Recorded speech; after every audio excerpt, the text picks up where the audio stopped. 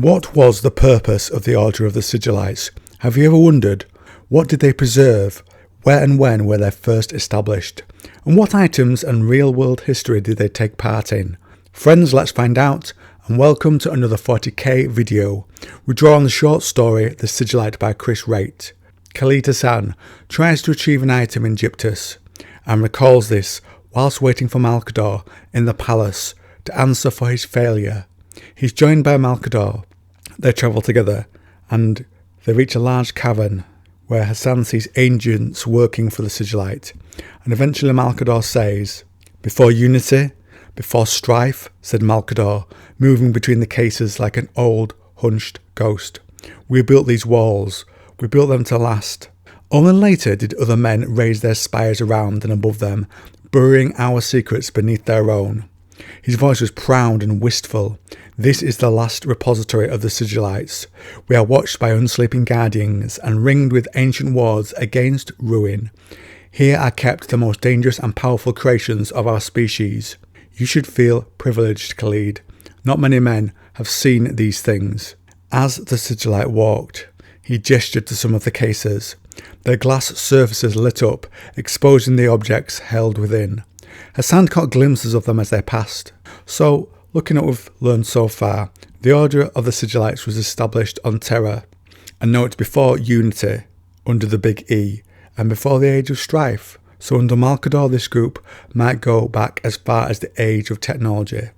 The Dark Age, that is, of course. Before the seeds of it are there would have been so much made during the Age of Enlightenment.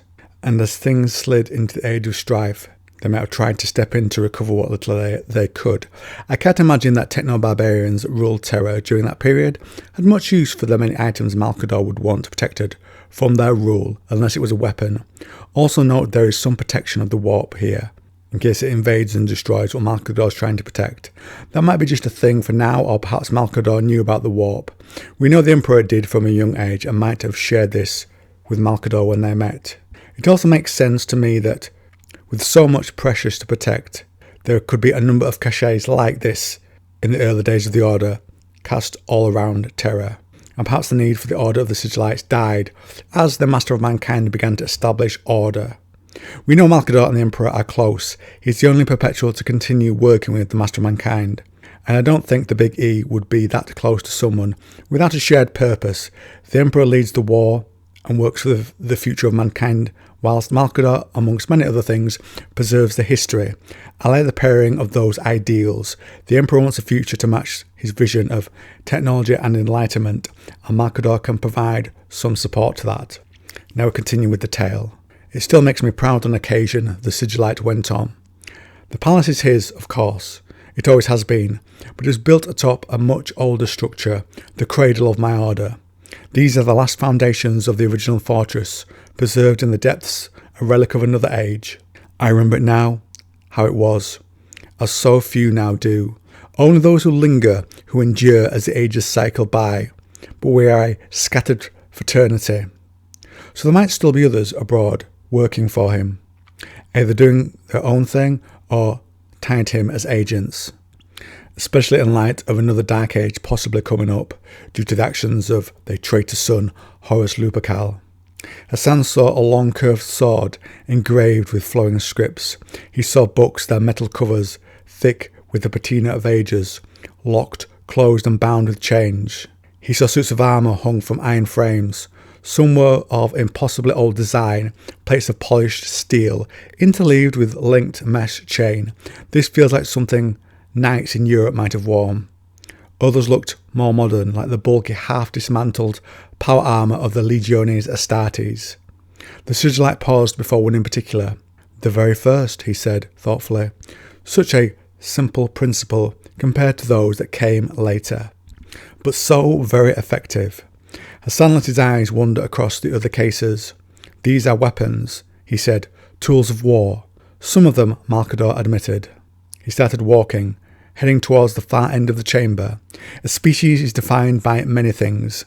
As it lives, as it grows, it creates artifacts. It passes its genius into those things. They become a part of its soul, a living record of its psyche. We create, we fashion, we mould, we make.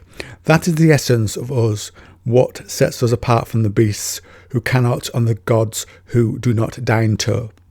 The Sigillite gestured to a small cabinet on his left. It contained one of the chamber's many books. There was a time when that book governed the lives of trillions, he said.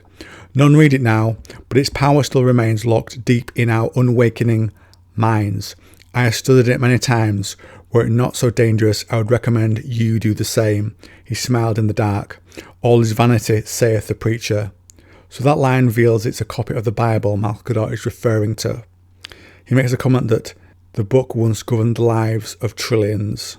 Perhaps that's why some of the demons, you could say, have a resemblance to creatures within that book. Anyway, and Malcador finishes by saying, perhaps the greatest truth of all. I find it interesting Malcador has studied it and that it's even allowed to exist in the eyes of the Emperor's opinion on religion. He definitely trusts the Sigillite. Malcador finally halted before another large square case. It was as tall as he was, though wider, and remained unlit and opaque. If the palace above us were destroyed, how much would be lost? He asked. Many palaces have come and gone, many wars have been fought, but these things, they are the treasures of our kind. Without them we are like children lost in the night. Cast adrift, truly homeless. The casket before them blossomed into illumination. Revealing its contents, the stone from Gyptus stood there, but it had changed. The dust had been cleaned from it, leaving a smooth, polished sheen. Hassan could see words and glyphs on the flat surface, hundreds of them, all engraved in tight, dense lines. Not a weapon, he said, finally understanding. No, not a weapon, said the Sigillite. They do not aim to destroy only our fortresses and our starships. They aim to destroy the things that make us what we are.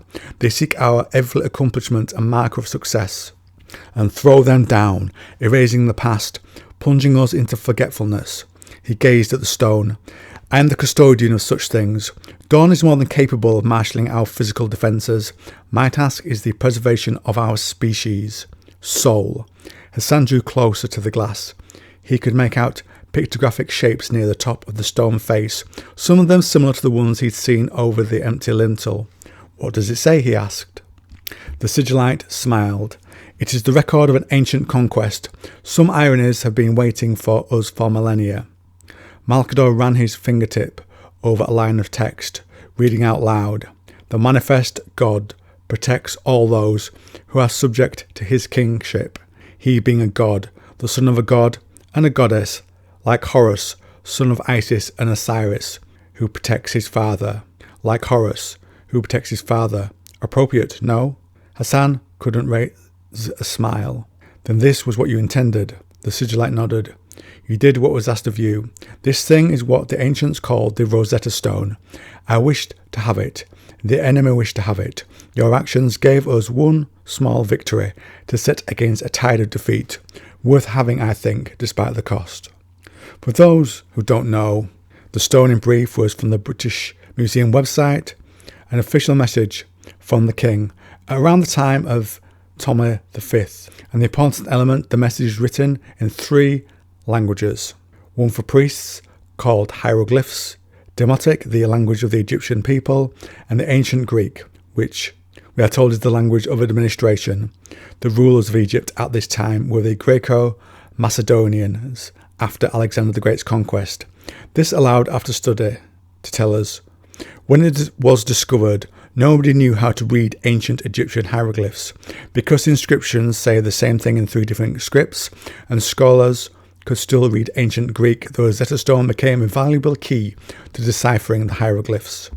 Also, it's hugely ironic that an identity of the Big E, according to Horus in The Ending and the Death Part 2, was the military genius Alexander the Great.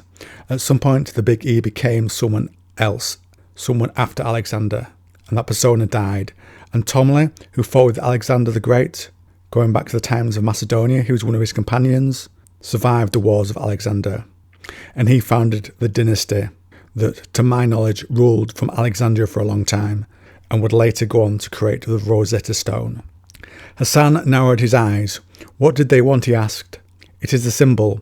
It stands for the recovery of knowledge, for the continuity of civilizations. If they had taken it, then they would have destroyed it.